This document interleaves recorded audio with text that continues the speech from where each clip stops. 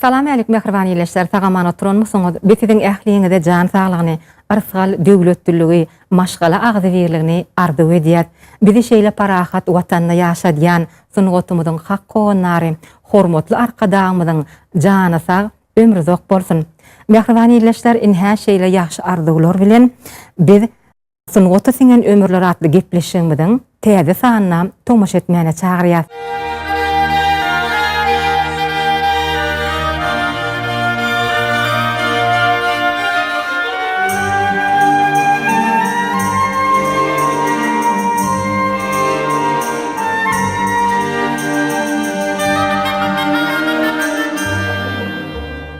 Mehriban ýeşler, biz gepleşigimiziň bu gerek sanyny ömrüni opera sungatyna şeýle kino sungatyna bagş eden Türkmenistanyň halk artisti Halipa Annoguliewa başlaýar.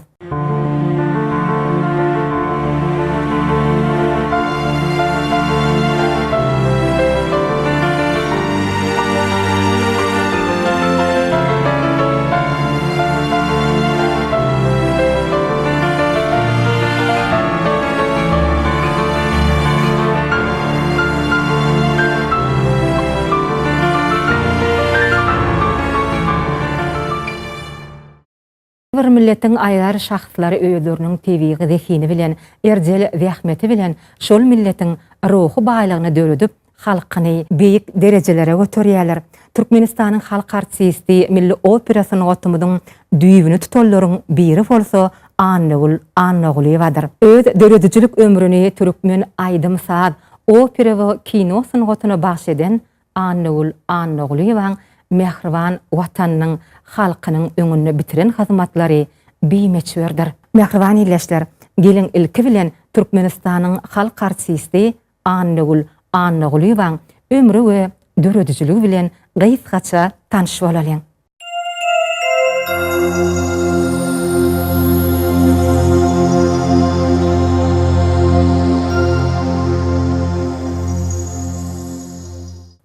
Annoguliewa 1924-nji ýylda Balkan vilayatynyň Gojaman Hazaryň kenaryny goltuklap oturan Esengul etrawyna dogulýar. Ýaşka, diýseň erjel hem tutan ýerligi bolupdyr. Owa mektebini okap ýören ýyllary çeper höwesçiňler gornawyna da çykyş edip, aýdym aýdanna da öz deň duşlaryndan saýlanmagy başarypdyr. Annoguliewa orta mektebi tamamlap 1936-njy ýylda Göýül paýtagtymyzda ýerleşýän mugallimleri taýýarlayan mugallimçilik mektebine girip okap ýören ýyllary köpçülik işlerine özüni ökde guramaça kümne görkezipdir. Türkmenistanyň halk artisti Annoguliewa meşhur türkmen kompozitorlary Gül Muhatowyň, Hydyr Allanurowyň, Daňatar Öwödowyň, Nur Halmamedowyň, şeýle hem Aman Agajykowyň ýadan saat eserlerini dünýä ýaýmakda da bitiren işleri diýseň uludur. Halipa Annoguliewa käri boýunça opera sungatynyň wekil aýdymçysy bolsa da, ol milli kino sungatyna da uly goşan Wenan hökmünde tanalýar. Ol ençe filmlerde ajaýyp keşipleri ustaatlyk bilen ýerine ýetirip, şol keşipleriň hersine aýratyn häsiýet, aýratyn idim gylym berbegi başarypdyr. Olaryň hersiniň öz aýratyn dünýäsi, durmuşy, akwaly bar.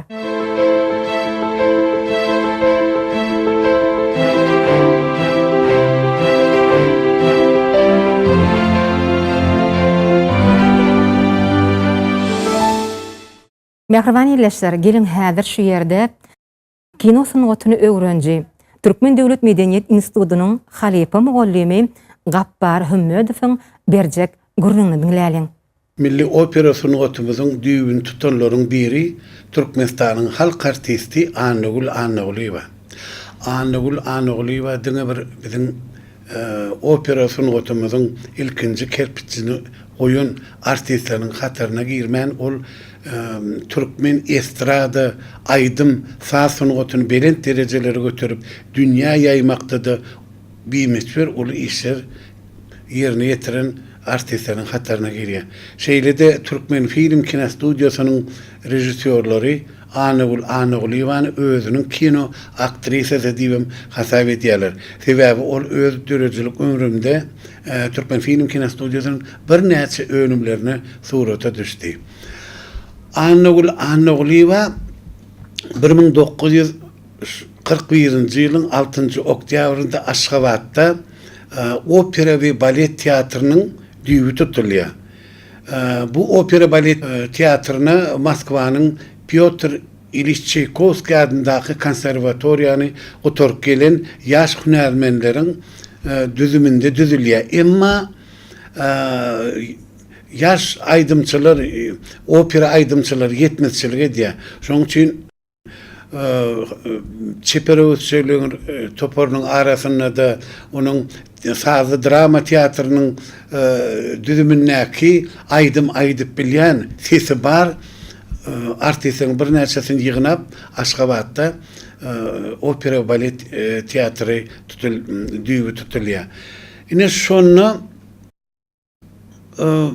1938-nji ýylda entek Anıglywa şöyle bir okap ýörke ýarşy bolýar. Oňa Maya Kulyba da gatnaşýar, Anıglywa da gatnaşýar. Ine şol çeper höwesçiler Qurnowynyň toporlary çykyş edende ol çopan gyýdy diýip bir aýdym ýerine ýetirýär. Ine şol 1938-nji ýylda berilen syýly haty. Şu syýly hatynda Anıglywa çopan gyýdy atly aýdymy ýerine ýetirenlik üçin 150 manat pul bermeli diýen şeýle hem hormat haty hem ine şu syýly haty bar. Ine şonu teatrlaryň düýbini tutup teatrlara kömek edip ýören Garaja Brunow ýeti sesli egerde biz aýdym saz opera dili bilen aýsak soprano sesli Anıglywaның şol çeperewçiler ýarşyny şol ýadynda galýar. Ine şeýdi ben bolsa ol Anıglywany Mogollar taýýarlayan gelin gyzlaryň düzümini Mogollar taýýarlayan tehnikumi tamamlap ol özüniň owasyny hemen bolsa Türkmenbaşy şäherine mogolumçylyk edip ýörke şu ýerde onu tapyp Aşgabatda getirýärler. 1941-nji ýylyň 6-njy oktýabrynda Aşgabatda opera balet teatry açylany onun işe çagyryp belliýärler. Opera balet teatrının işini ýola goýmak üçin öňki Molony Pesadyndaky Türkmen Döwlet Akademik Drama Teatrının ilke artist bolup, soňra rejissor bolup, soňra ýol başçysy bolup ýören altygarly belliýärler. TV'ye berilen sesen bolsa Anıglywany bu beýik derejelere göterýär.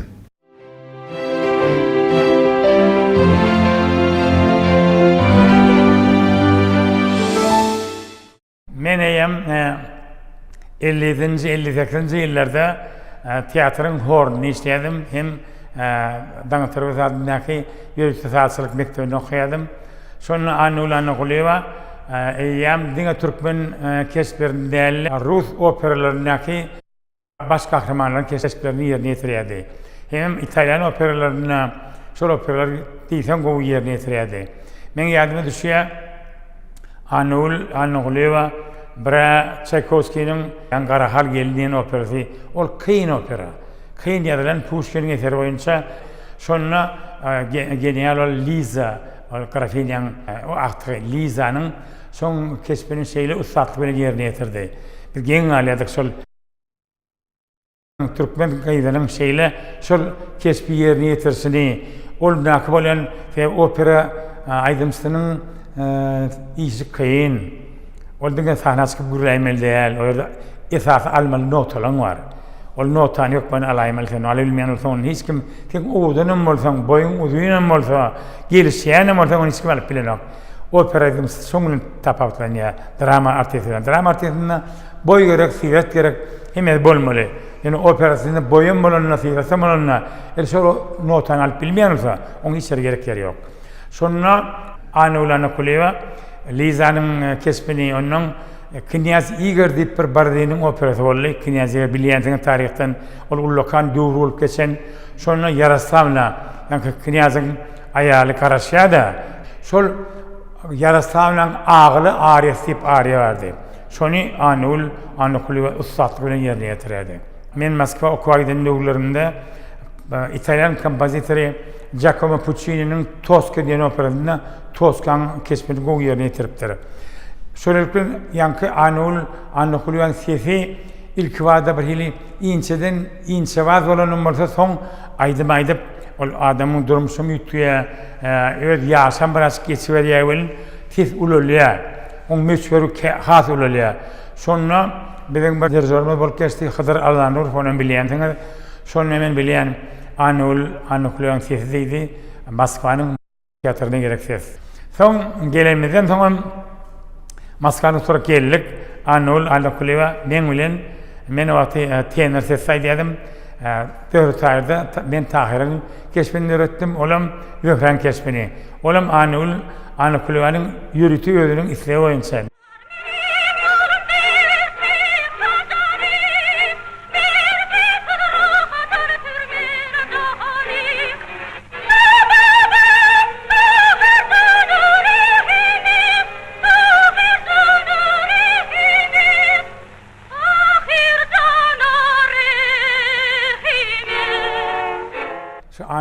Anukuluýanyň kespe gatnaşygyny, onuň tahiryň näil bolmalygyny, zöhre bilen duşan ýerine oň merdemsi bolýanlygyny, kasem edýänligini aýdymda belli bolýar. Şonu gelipden biraz ýokarına oturan biraz gatbyr ýerine däýelýärdi. Gelip man görkezerdi. Yani demin şeýle almaly, şöýre almaly, şonu gow gider sesiň diýär. Anukuluýanyň adam käçiligi bardy diýär. On aktörlüğü vardı. Anukuluýa diňe operasyonist diýär ol. Ol kino aktrisa. Kinoda köp kesper döreden ol. Ödem oýnanna bir hazulen on aýdan sözüni ananýan. Ol garybyň ejesi bolsun, şafenen bolsun, Leyli bolsun, aýdan ne ol edil juk kulturda ýürüňme. Şoň aýdanna alýan notalarynda belegi bar. Şu gaýgyly notamy, şatlykly notamy, şoň hemmesini şoň bermän başarýady. Sebäbi diňe sesiň bolany bilenem, o sesi ulanmak gerekde. Sebäbi o sesiň haýsy manyny berýär. Şol gazaply durmuşy berýärmi, gaýgyly durmuşy berýärmi, şatlygy berýärmi? Şo sesde ol özüniň bir renki bolmaly, sesiň renki. Şo renki tapy bilseň sen onu halky gerek adam.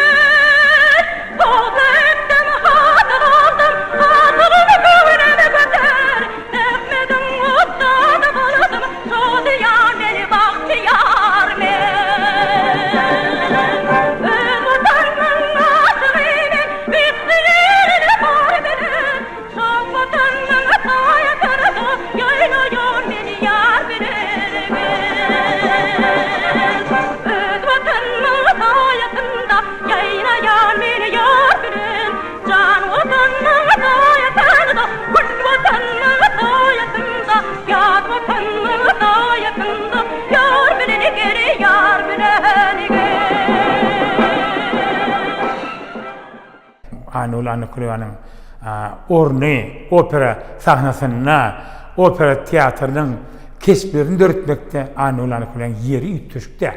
Opera teatrnyň bedegidir.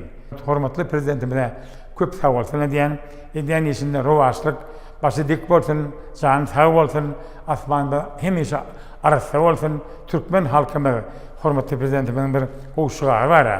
Öňe, diňe öňe, jan watanym Türkmenistan.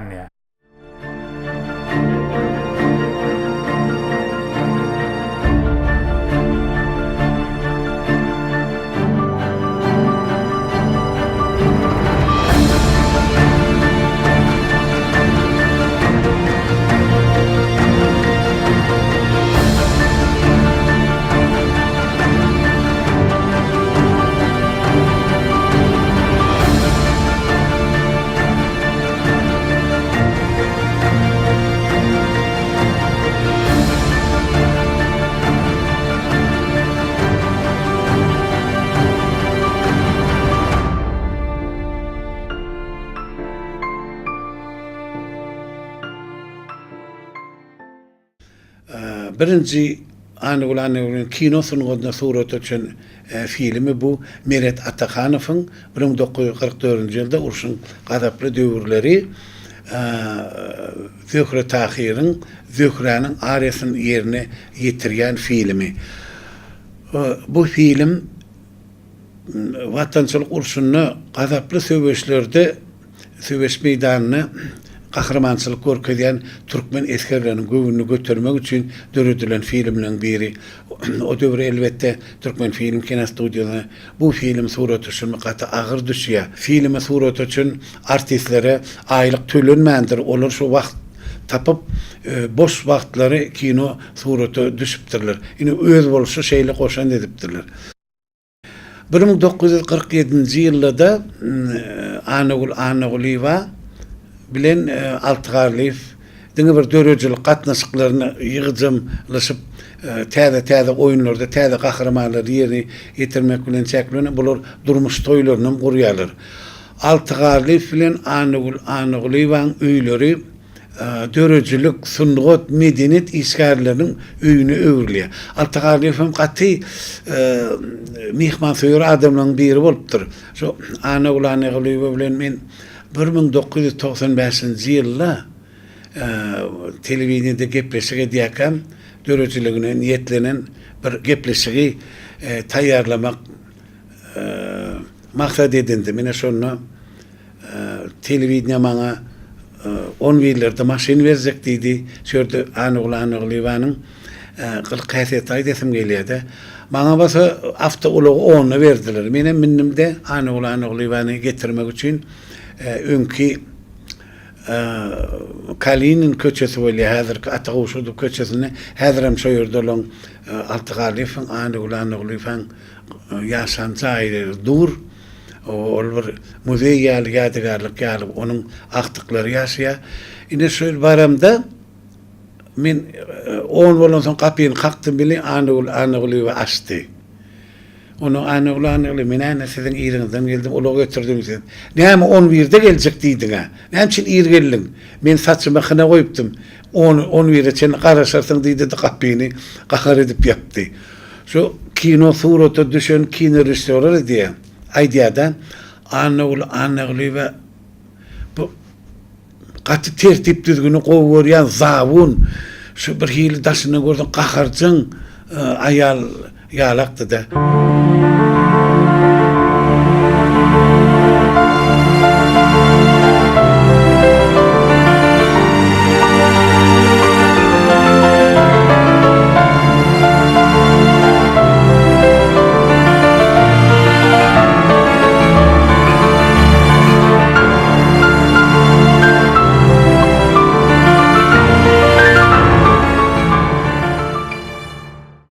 Anagul Anaguliýewaň kino sungatyny ýerine ýetiren täzin keşipleriniň biri kino rejissör Meret Atakhanov'yň 1963-nji ýylda surata düşüren Daşgaladaky Waka adly çeper filmindäki okuw müdiri Ene Garaýewaň keşfidir. Ussat Halipa kino rejissör Altıgarliýew 1970-nji ýylda Derýanyň aňarsy Ferhat adly filmini düşürýär. Şonda da Türkmenistanyň halk artisti Anagul Anaguliýew ajaýyp keşipleriň birini ussatlyk bilen ýerine ýetirýär. Çary, betepdeni tırkyllygyň. Ne gepleşäýsene? Haçan jogap ber. Ýerondan şol akşamda meşetdiň. Tant etdiň. Ne hile tant etdiň? Şeyh? O näme şeyhi? Şeyle tan bar edi. Onne men özüm şoýerik baryp Şeyh Porhanlar nähil tant edişiňi görüp gaýtmaly. Doğru. Bir kemimiz şidide. Şey diýtene. Ýerewit biz çağalarymyza terbiýe. Sen gyýdyňa gelençe haty beräýdiň näde? Maňa hatpamy. Näme aýdaňdy? Hat nerede? Kimden hat gelmeliler? Ece? On sorap oturmak nämedir? Şey diye, bu nara eneň duluna otyrkan, Sen kim bilen hatalışyanını biden bilmelidir. Etel. Gepin köpertmede kıydın eren hatı ver. Kıygırma. Bana kulak at. Kıydına haskya diyen kim? Ol Atamradov kim ol ya? Ne dedim? Karakum kanalının hakasını yiridin başın yara. Öz öyümün içinde ne emelen bolup yörenligin men bilbilem o. Kumun içinde. Mundan 1000 kilometre uzaklıkta ne emelen bolup yören vakt men ne bileyim. Yine şoğuydu. Hasmısındır telefon, hali yüreğime düştü. Hova, aydı verin. Barışlar. Yine değil var orada telefona çağırın. Öyde yok. Sorayan kim? İrelden aytmadın. Üniversiteye gitti. Yekdiyle mirem canımı da bela olup görüydayım. Çağrı, ken şolar duşma diyali deytin olmayamı. Ne dedim?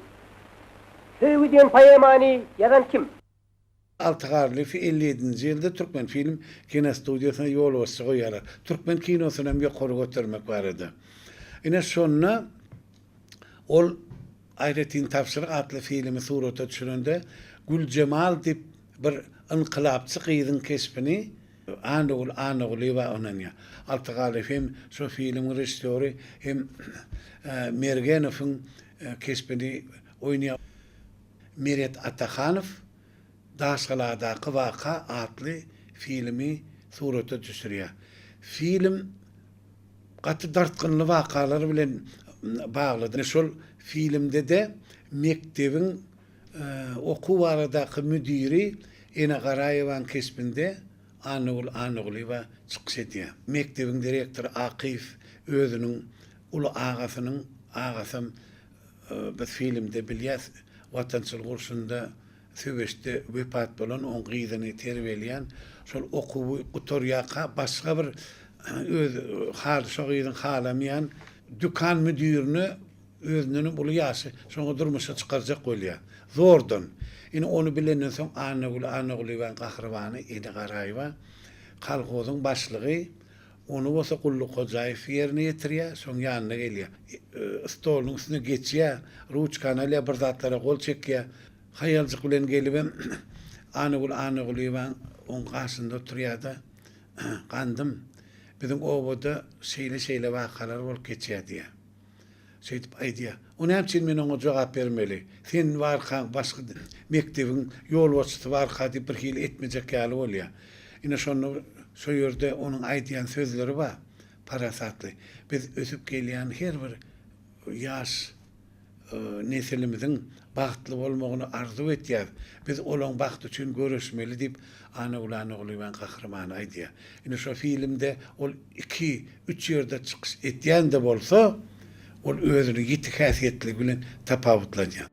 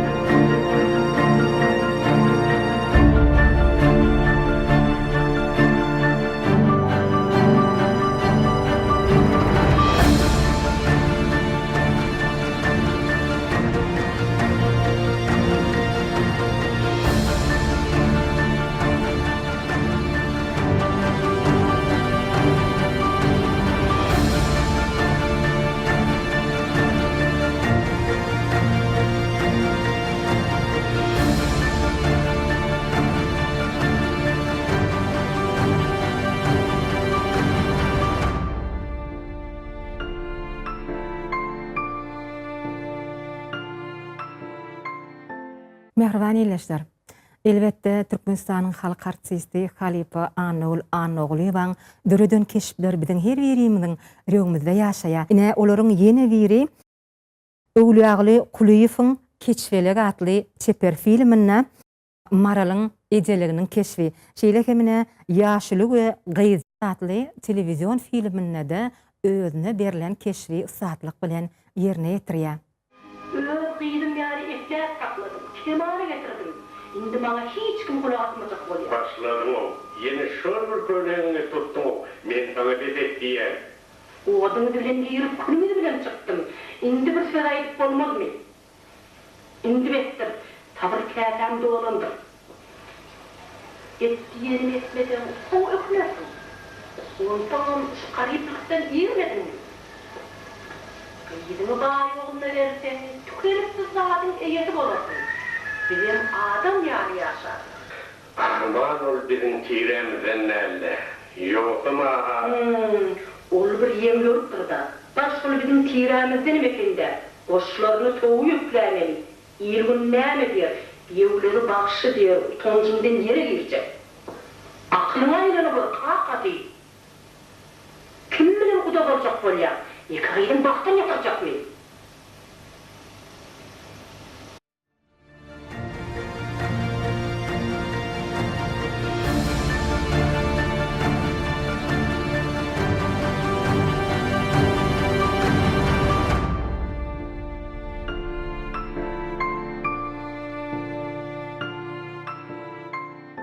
Bir 1963 ýylda Täjik rejissörüni Türkmen Film Kino Studiosunda Tahir Sabirov Şavende'nin Şasenim Garip destany esasında iki tane aşık maşukluğun sevgisi hakkında filme surata düşürüyor. Tahir Sabirov Şasenim Garip'in vakasını azıcık ütgetdi.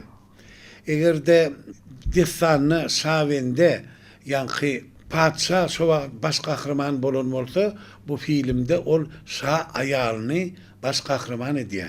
Munun anıgul ve Şasenim Garip'te Şasenim'in aryalarini yerine getirip ol destanı katı kovulya. Emma kinoda ol Şasenim'in ejesini oynamalı bolýar. Filmde Türkmen kinosunun acayip keşifleri yerine getirýän artistleri var. Kulluk Hocaýewa we Akmurat Bäşimow we Sabr Ataýewa we Gurban Anna Gurbanov, Uras Hacımuradov, yani acayip artistler yerine getirýär. Öldügrü Şasenim Garip kino filmi bizim giň tomoşaçylar köpçüligi tarapyndan gowy garşy alındy.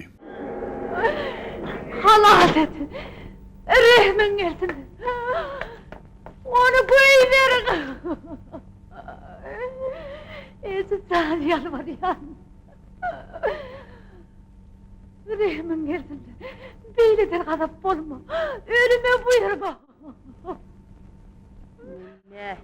Ölüme buyurmayın! Ben onu yılanlığıma sürgün ettim, emma ol yine de geliptir. Ha kellesini alırlar ölüyün, on son geleymese gerek. Eger koyuveraysan, men onu hiç wagt gaýdyp gelmedýän edäýsin näme? Sen onu nähil edip biljek? Näçemi ödüm bilýän. Yine görürsin, giderdi gaýdyp gelmez. Bolýar onda. Yine görürsin. Görürsin. Sağ ol. Sağ ol. Ol gider, yine görürsin. Mehribany ýeşler, biz Annagulyň birlikde işleyen, işdeş ýoldaşlary bilen, dost ýarlary bilen söhbetdeş bolduk. Ine şolaryň birem Türkmenistanyň halk artisti, kino rejissör Orazmurat Gummadow. Annagulyň köp taraplyň artisti. Opera aýdamçysy, estrada aýdamçysy, kinolarda. Barıp sol ilkinci milli Türkmen rejissörü Meret Atakhanov'un alan Zadali dur filminde şöyle de Zühre'nin keşfini kıysara amurdu. Yolaman Hummayev fikisi. Yani Yolaman Hummayev'a Tahir'di. Annagulyň de Zühre'di. Onun son daşaradaki vaka, Magtymulu, Deryan aňyrsyndaky Serhet, Şasenim Garip, Keç Pelek, ay sana otursan düşün filmleri kino artist dokumunda de ken altıgarı hepson yan yollusu bulun sebepli köp operaların biri oyun sebepli köp filmlerin biri oyun sebepli anur ve altıgarın büyük mektebini anlayan bilen alan aydımsızlardan oluyor. Şimdi bir yerde ben şu anur kuruyor bilen bir hayattan çıkmazak tesir kaldırın bir vakanı kurulmayasın diye. Anur anakörün bizim tanışmamın sebebi yakından tanışmamın sebebi operadaki hem aydımsılan yani artistlerin ya balettaki solistlerin hemmesi men dostumdu. Arzı. Çünkü söyleyeyim köplet ben spektakl yok baktım yollarsomun dostumun yanına baramda Anadolu Anaköy'ün katı isinden tanıştık. Sinden söhbetiz. Oldu. Onun sonra biz artık arifne ol bizim öyle halifamız olan son öylerine kendi maratık yakından tanıştık. İnsan teatin vaka diyenim. Artık dünyadan kaydandan son bir irden men kinastı diye geldim böyle artık canlı men yanıma geldi de gideliydi artık ariflere gideliydi şu gündeydi artık arifin dünyadan kaydan günüydü. Bilem deydi irden bir görünürlüğü ayette gülümüzü ederler onun işimiz devam eder deydi beni altıgarlara ekitti. Biz onu men öz meylim boyunca giyecek barı kaytmak istedim. Kaydan günü hem bizden biliyorduk yattan çıkmaz yok günü. Ol kaldık bizim kıvalımızda durmuşumuzda. Bardık ondan ayet öğün ettik. Böyle anakülü ve bizim yanımıza geldi de hoşçakalın korktuk. Siz gelmedik ama oradan ikiyinizden ben çağıracaktım dedi. O bizim geldik dedi. Gelen oradan dedi. Dekabr ayı soğuktu. O vakit soğuktu. Yaşayan yerlerim olan şu merkezleştirilen umumi aylara değil de hullu yaşayanlar. Şu deydi bizim odunumuz oturdu yok deydi. Odun yok deydi. Öyle kızarıyor yok deydi. Onun yankı hulluğunu ayratınca öz kızarıyan, ayratınca kızarıyan incamları var eken.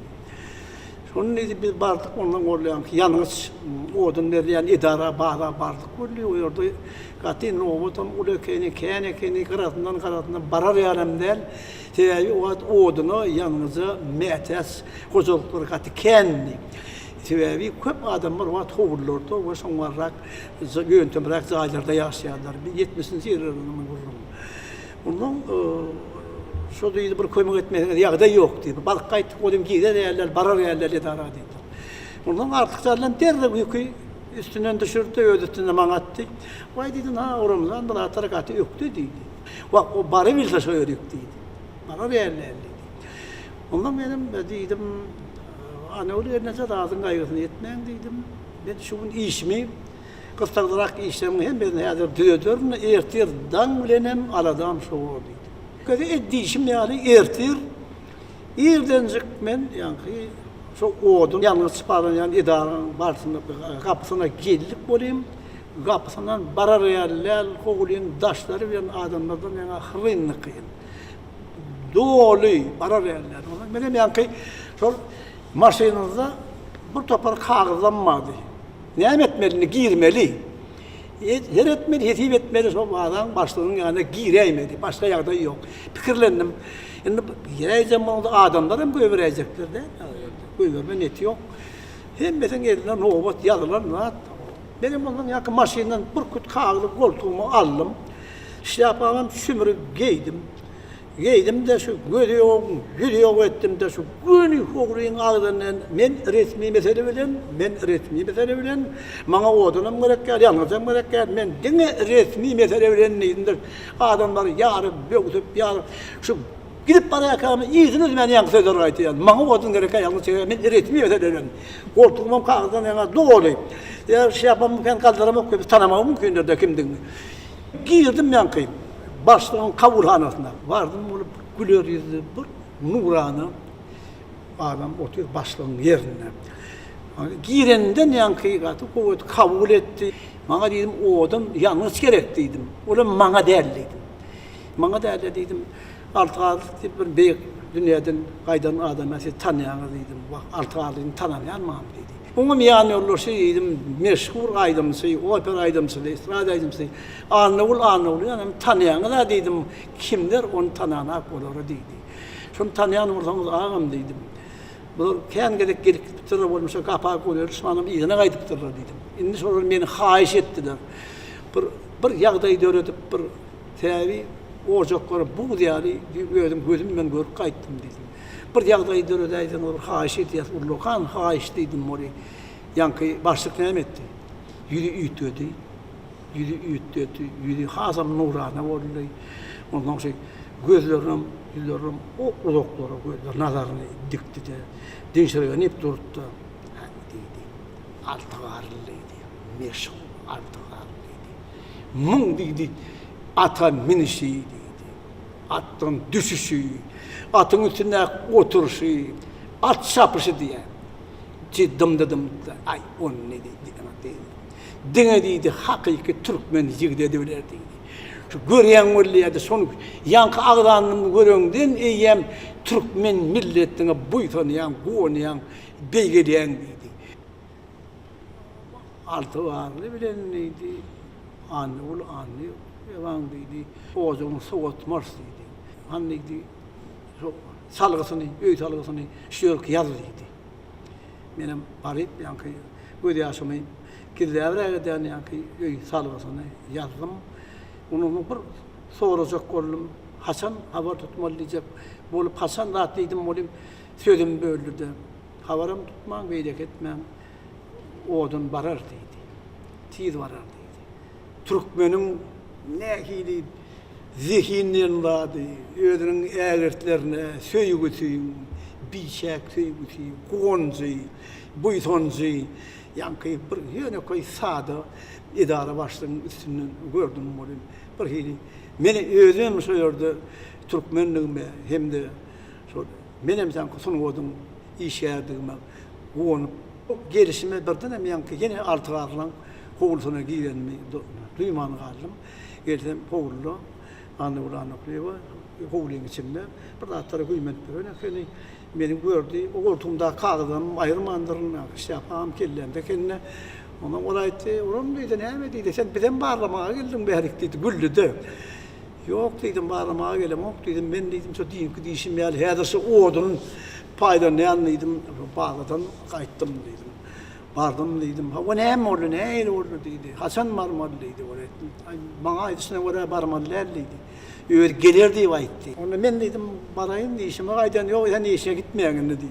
Her dedi. Öyde dedim. O tir dedi balık var dedi. Şu balıktan hem her dedim balıklı dedi para uçuracak dedi.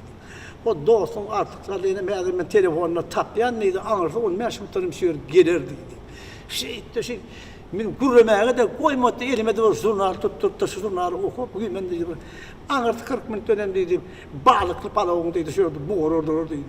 Ana dişe alakayı ay bir yarım saat geçti valla artık sallı oğulun girdi.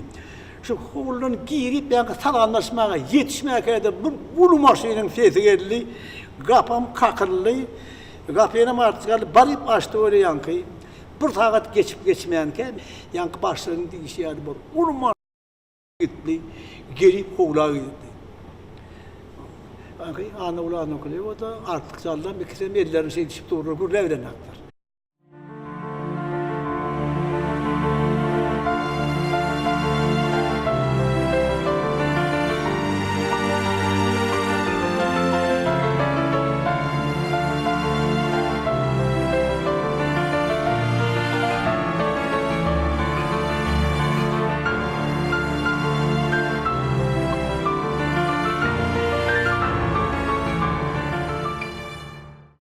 Mehriban doguldur.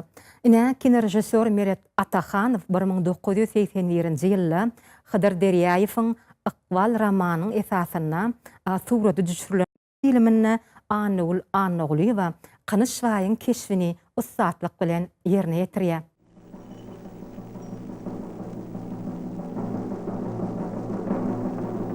Ay, uýdyk Cemal. Saňa näme boldy? Ýüzüňde kan kok ýokla. Arwahçylar kakaydım ha. Oğlum, bunu mukaddes hücrakette derrew ziyaret ettireweri. Ağlama oğlum, ağlama. Ana ejin derrew geler. Ağlama oğlum, ağlama. Oğucaksın sen. Ağlama balam. Koy kepini. Koy balam. Dövlet Muratcan Qowjadır. Ağlama oğlum. Ağlama. Anagul ba Türkmenistan'ın halk artisti. Bulum olmağa münasip halipaların biri. Ol dine bir bizim milli opera sunuğutumuzun ilkinci kirpicini oyun artistlerin hatırına girmen ol Türkmen milli aydım sağ sunuğutunan belent derecelere götüren kino sunuğutumuzda da täsin filmler surat düşüp duygulu keşifleri yerine getirip giň tübünşçülük köpçülüğün yadında iz koyup giden artistlerin biri. Şeýle artistleri ýatlamaga uly mümkinçilik dörediyen hormatly arkadaşymyzyň jany sağ bolsun, başydyk bolsun. İýli ýurt bähbitli alyp barýan işleri onuň mydama rowaj alsyn.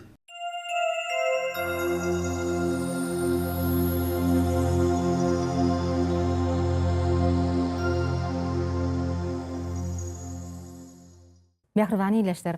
Türkmen kinoçulary Halipa artistimiz Türkmenistanyň halk artisti Annagul baň milli medeniýetimizi, sunugatymyzy ösdürmekde bitiren uly hyzmatlaryny göz öňünde tutup 1976-njy ýylda gözellige gulluk edýärin. 2007-nji ýylda bolsa Ustatlar atly dokumental film düşürýärler. Bulam näme biziň Halipa artistimize goýulýan uly hormatdan nişan bolup durýar. Mehribany ileşler, bizem şol dokumental filmlerden parçalary size ýetirýär. Beç epiklice garaýagydy köplenç goja hadaryň kenaryna gelmek halardy. Öljümek çägeleň arasyndaky balyk gulaklar çöplemek görnä hilip gadaplydy.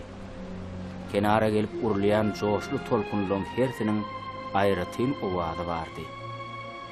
Olaň birtine kuş tepdiğiniň joşguny ýanglansa, anha oňa ýerinden gelýän gowamda hasratly bir aýdymyň ýürek goýujy ses eşdilýärdi. Balıkçılar mekany Esengullu dowlan Annagul'un kakasyna Annagul gaz berdiler. Gejesi Cemal Pahir mehrem aýarly, Arman ömrü gaýsgeken. Ýang 4 ýaşyny ollaran Annaguljugy hemem 12 aýarly ogany ýetim galyp 1928-nji ýylda pana göçetdi. Canale yalle hazarımda baligımdır baligım çündüğümde görüptüm balıkların şaligını ay yalle yalle canale yalle ay yalle yalle canale yalle wah wah wah hey.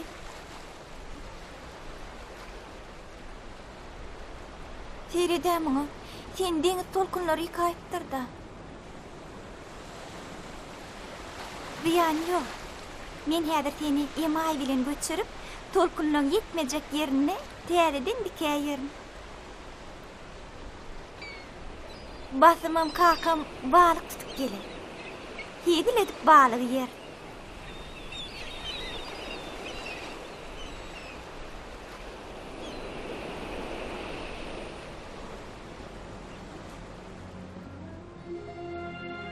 Anha häzir on kakasy hol göz ýetmez giňişlikden garaja nokot bolup görünüp, kenara golaýlaşdygyça da barha uloljak gämi bilen kenara geler. Gelerde geyjagadyny mehr bilen gujoklap, oň putoja öýrülen saçşagadyny sypalar.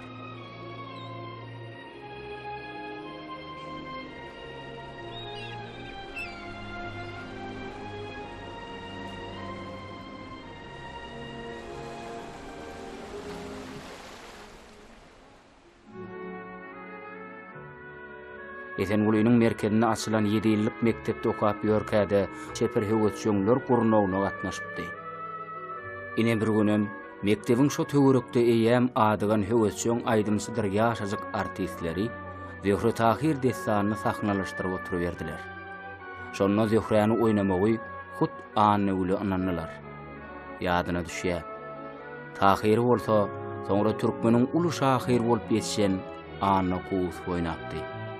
Ol ikisi bir sınıfda okuyadılar.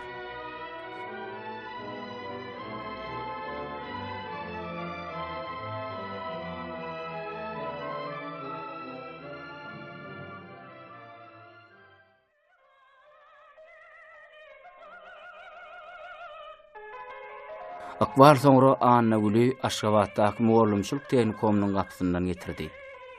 Ýene de Aýdym Saat Gurnowy. Şo ýerdeden ha Maya Kuliwa bilen ilkinji tanışlyk boldy.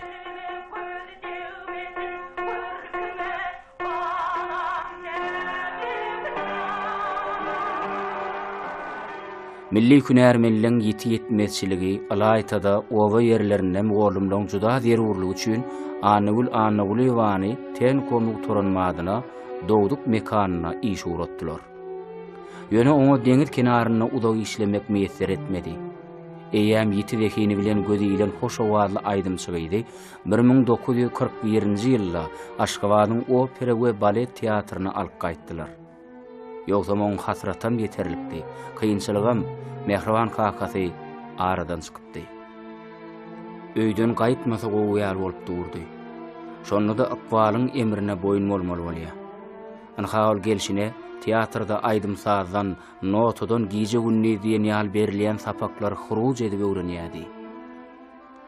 Sahnada opera aýdymlarynyň ýerine ýetirilişiniň iňçeliklerini, täsin öwrümlerini ilik düwme bilmegiň ýerginsizligi bilen okuýuny iýitmän ýatdan çykarýan gedeklerem bolýardy. Höwes bilen utgoşan zähmet bolsa, opera sunuwatynyň çylşarymlydan jadyl dünýäsine tarap ädim-mädim alyp barýardy. Käteler giýje günnüýdiň tapawdam ýetergiderdi. Öňde bolsa, sunuwatyň şa ýoly ýaýlyp ýatyrdy. Şeýdibem 1941-nji ýylda teatrda sahnalaşdyrylan Zöhre Tahir operasyna Anagül esasy rolunandylar. Şondan soňra bolsa ýerine ýetirilen aýdymlar, sahnada janlanan keşpler tirkeş bolup gidiberdi.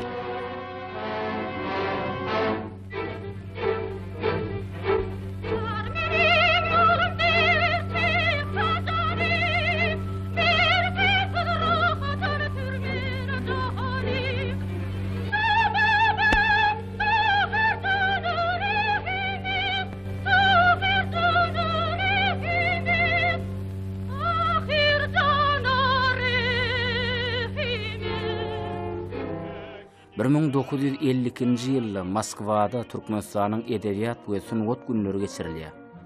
Oňa güneşli diýaryň belli ýazgy şahyrlary, aýdymçy sadanlary, teatrlary gatnaşýar. Mahlasy Moskwada 10 günläp Türkmenistanyň edebiýatyň, sunwatyň ösüşi bilen tomaşaçylardyr dinleýijileri tanışdyrmaga mümkinçilik açylýar.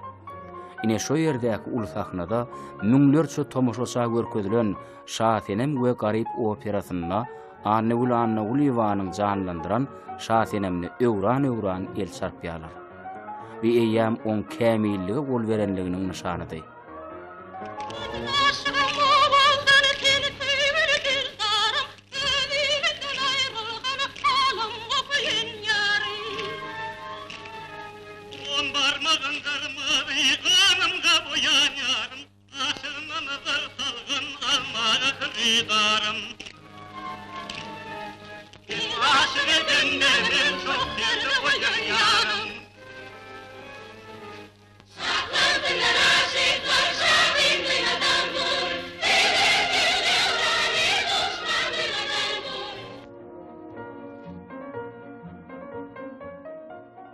Wagt ony dünýäniň dürli ýerlerinde de meşhur etdi.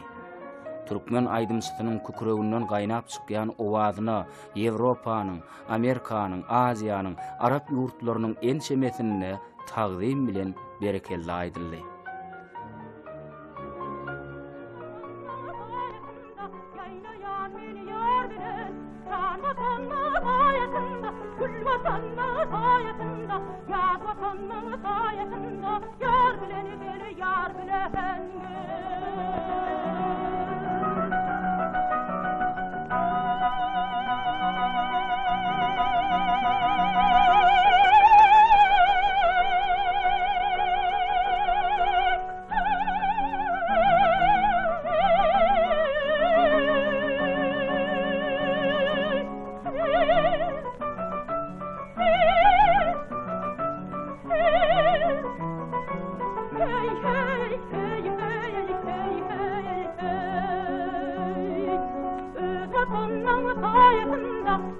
yan meni yar bilen can vatanını sayesinde gül vatanını sayesinde yar vatanını sayesinde yar bilen geri yar bilen Anagul we kinosun otunnoda döreden keşpler üçin türkmeniň guýmagursak zekini alty garlyfa minnetdar.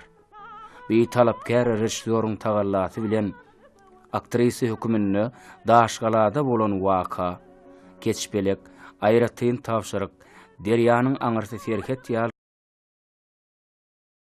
filmlerde esasy rollary ýerine ýetirdi.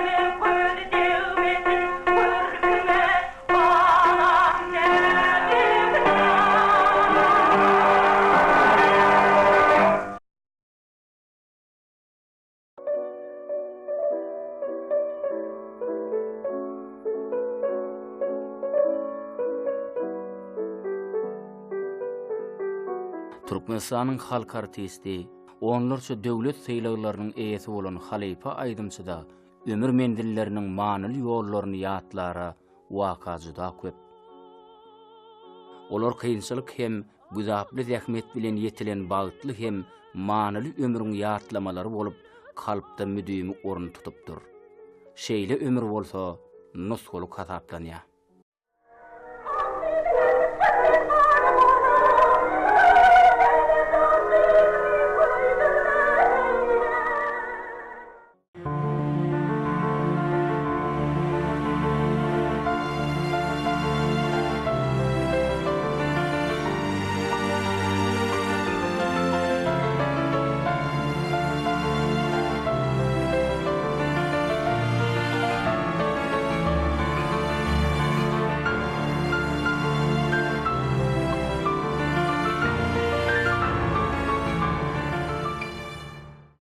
Mehriban ýerleşler. Biz Annagul we maşgalasyna bolduk. Şol ýerde Annagul we gelini Tomor Garly we bize öýe gaýny hakyna bir gowdatlary gurrun berdi. Mehriban ýerleşler, gelin häzir şol Tomor Garly we berjek gurrunyny hemmämiz bilelikde tomaşa edelim.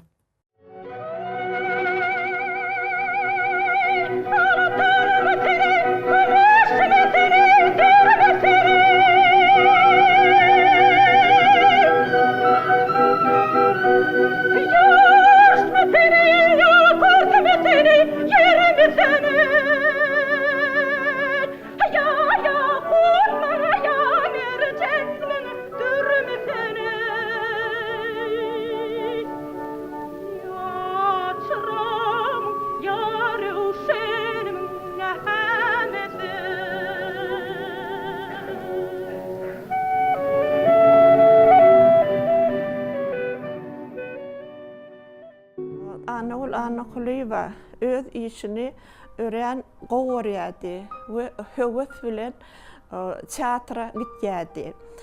Ussat Aýdymçy bolmak üçin köp kompozitorlar, mugallimler maňa tälim berenler. Gurrundeşlik eden döwrümizde Annagul öz mugallimleri barada ören gurrunlar ederdi. Ene şu ýerde muallimlaryň, kompozitorlarynyň biri Titsan Aleksandrovich Sharashidze. Onun şu suratda da ýene bir iş fırsatyny görýäňiz. Rejissör Altygarlyýew, kompozitor Andrian Şapyşnikow we Danatar Öwezow iş fırsatyny görüp biler. Ene şu ýerde de şu suratda opera we balet teatrının işgärleri, aýdymçylary spektakldan soň suratda düşüpdirler. Ýene de bir suraty görkezýän. Ene spektakldan soň topar olup artistler, rejissör Altıgarliyev suratı düşüpdürler. Bu suratda bolsany iş fırsatyny görüp bilýär. Täze operanyň üstüne işläp oturan fırsaty. Annagul Annakulyeva opera aydymjysy. Opera sungaty ören inçe sungat. Sebäbi ol öz içine birnäçe alamatlary, birnäçe wezipeler öz içine alýar. Opera aydymçy bolmak üçin birinciden seniň owadan güýçli sesiň bolmaly. İkinciden sen artist bolmaly. Sahnada öz gahrmanyň duýgularyny, häsiýetlerini beýan etmeli we tomaşaçylara şonu ýetirmeli. Artist bilen tomaşaçynyň arasyna we tomaşaçy bilen artistliň arasyna sazlaşykly bağlaşyk bolmaly. Üçüncüden sen sazana bolmaly. Sen saza düşünmeli. Orkestr bilen öz aýtýan aýdymyny birleşdirip şu tomaşaça gahrmanyň duýgularyny beýan etmeli. Her gün ýerden ol öz sesini gow aýdym aýdarýaly, ol her gün türgünleşýärdi. Öz sesini goraýardy. Aýdymçy bolsaň sen sowuklamaly we turşy, dudly zat iýmellär, öz sesini goramaly. Annakulyeva meniň gaýnym bolan sebäpli bir öýde ýaşadyk köp ýylyň dowamyna. Onuň ol ören zähmetör aýaly, öýüni arasa saklaýan aýaly. Onuň ýörüde öz otagy bardy. Onuň daşary ýurtda ýa-da beýleki welaýatlere, şäherlere iş tapary bilen gidenni şu ýerde hökman bir sowgatçyk getirerdi. Mysal üçin bir kan käse, çaýnak, onuň küýdejikler, şolaram öz otagyna mebelliň üstüne tekçelerde yerleşdirerdi. Onuň otagyna girmene çekinýärdim. Sebäbi onuň öýü şeýle bir arasady, şeýle bir tämizdi. Edil muzeýe giren ýalydy. Ana her kim şoň öýüne girmene çekinýärdi. Men gelinim bolsam gapysyny kakyp onuň şeýdip birýärdik. Annakulyeva tebigat ören gowurýardy. Bizim howlymyz bardy. Howluda da dörli güller ekilenni. Esasana bägüller. Bägüllerin şaga suratda görkedeýin. Bägüller, o bägüllerim dörli renkde. Gyzyl, ak, gyrmyzy, sary. Onuň howla girenni edil jennete giren ýalydyň. Ene şu pursatda meniň oglumy eline alyp surata düşen pursady. Işe gidip barýardy. Sagat 7-den 9-dy. Onuň işe gidip barýardy. Menim ahtym bilen surata düşeýin diýip surata düşdi. Bu da 1972-nji ýylyň suraty. İşden giç gelerdi. Şoňa garamazdan ol her gün ýerden sagat 6-da turardy. Onuň howlyny suwlap, gülleri suwlap, birnäçe gülleri gaýçy bilen kesip, şo gülleri onuň getirip küýdejige salyp hökman öz otagyna goýardy. Owadanlygy ol ören gowurýardy. Göze ýakymly bolmaly. Şo zatlaram öz gaýnymdan şo häsiýetleri menim alptırın gaýnym Annakulyeva ulu dereceli aýdymçy bolsa da öý işlerini öz ederdi. Nahar öz bişirerdi. Esasy palo pişirmeni goğulurdu. Men çağalamıngam ýadyna şu wagt enem balıklı palo pişirýärdi. Şonu tagamy şu wagtam agzymydan neme giden ok diýip gurrun berýärler. Onu howlymada üzümler vardı. Şu üzüm yapracıklaryny garkyp onunam dolama pişirerdi.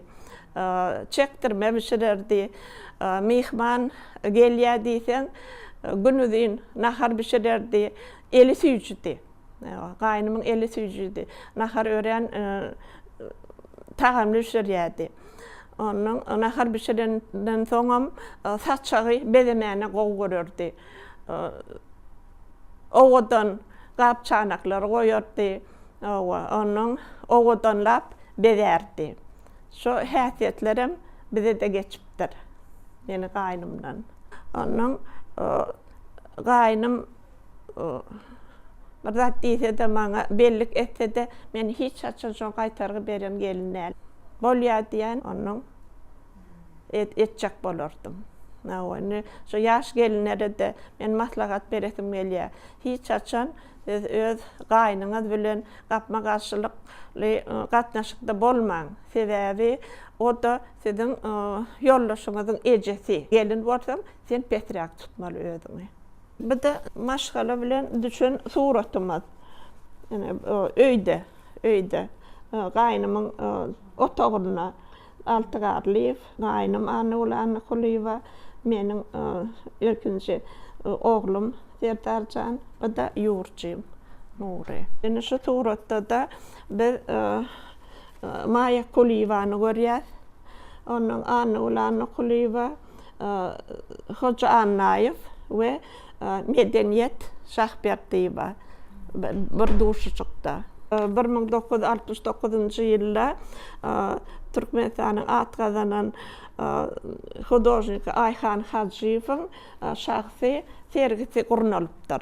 Şoňa da ine bile altygarly we Anna Kuliwa gatnaşyp Ayhan Hajyýewiň suratlary bilen tanyşyp sonra düşülen surat. Ine şu suratda da Gruziýanyň halk artisti Sergo Zakariadze bilen düşen suraty.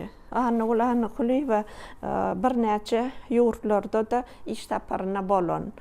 Şu suratda Hindistan Respublikasyna iş tapary bilen gidenne tomaşaçylar bilen duşuşyk. Onuň Kanadada, Wengriýada we Awganistanda. Şu ýurtlara gidenne de haňyrdan hökmen bir sowgat getirerdi. Şu jaga derde görke goýdum. Şonu getiren sowgatlary, hüýdejikler we kähdejikler we çäýnek we olaram gaýnymyň sowgat beren sowgatlary diýip men aýap saklaýan. Hormatly prezidentimizin alyp barýan işleri rowaç bolsun, jany sag bolsun, ähli işlerine üstünlükler arzu etýän.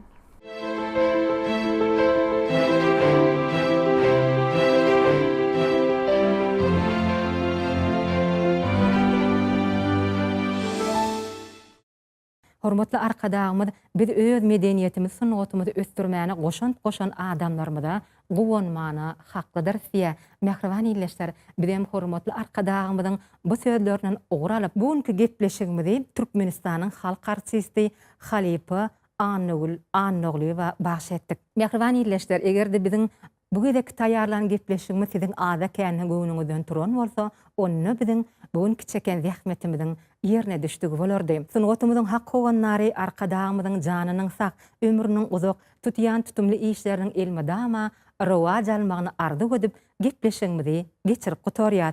Hoş, sag bolun.